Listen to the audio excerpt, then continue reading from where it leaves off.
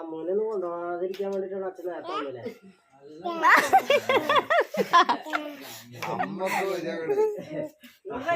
അമ്മൂന്റെ കിളി പോയി.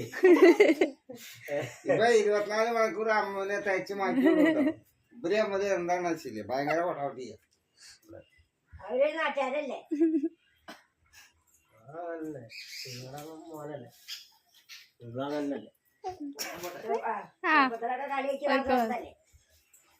ഞാൻ പോലൊന്നും കണ്ടിട്ടില്ല ചെറുപ്പത്തിലൊന്നും. മുത്തുട്ടിയുടെ കാര്യം പോലെ അല്ല ബന്ധ കാര്യം